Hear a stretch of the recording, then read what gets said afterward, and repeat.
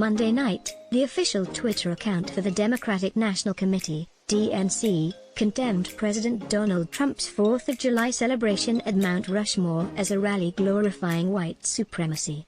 The tweet, which has since been deleted, targeted the monument to Presidents George Washington, Thomas Jefferson, Abraham Lincoln, and Theodore Roosevelt as vandals deface and topple monuments to these great men and as cities remove such statues from public view. Trump has disrespected Native communities time and again. He's attempted to limit their voting rights and blocked critical pandemic relief.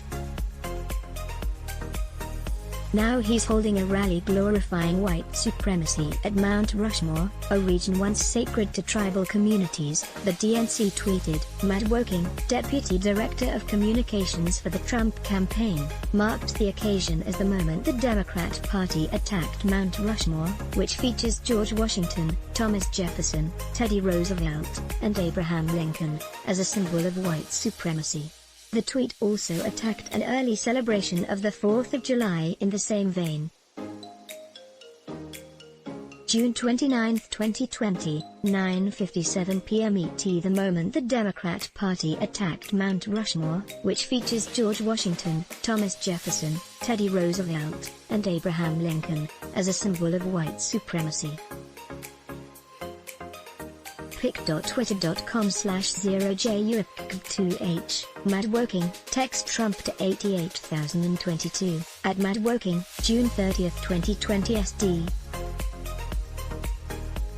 Governor weighs in on idea of blowing up Mount Rushmore. This message came after protests over the horrific police killing of George Floyd evolved into the looting, vandalism, and arson across America that destroyed black lives, black livelihoods, and black monuments. Cancel culture iconoclasts have vandalized and toppled statues of Confederate generals and Union generals, and Christopher Columbus.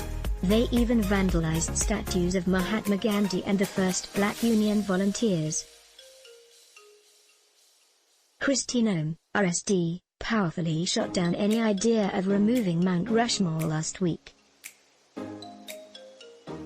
As for the presidents on Mount Rushmore, rioters and their allies have vandalized memorials to each of these presidents, scrawling "You're not tired yet" on the plinth at the Lincoln Memorial, removing a statue of Theodore Roosevelt from a New York City museum, and toppling statues of Washington and Jefferson in Portland, Oregon. On Monday, vandals splashed red paint over two statues of George Washington in Manhattan.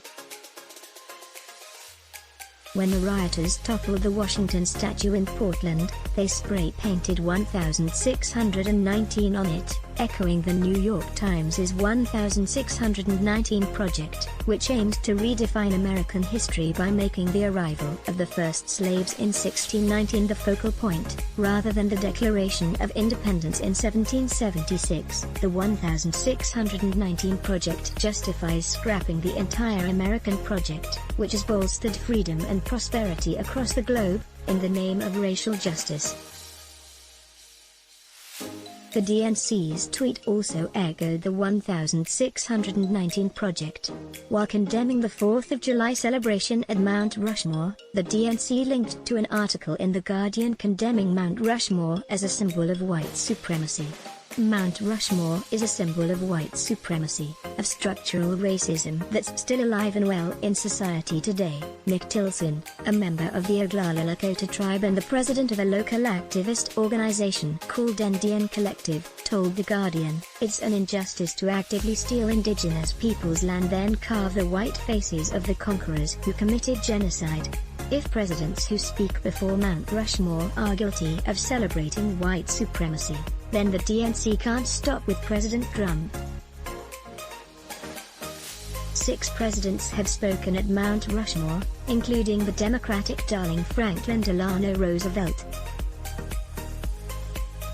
In 1927, President Calvin Coolidge spoke at the beginning of Mount Rushmore's construction, calling the budding monument decidedly American in conception, in its magnitude, in its meaning, and altogether worthy of our country.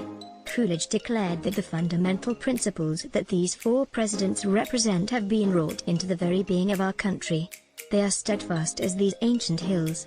In 1936, FDR gave the second dedication of Mount Rushmore, praising its permanent beauty and predicting that the monument will last through not just generations but for thousands and thousands of years.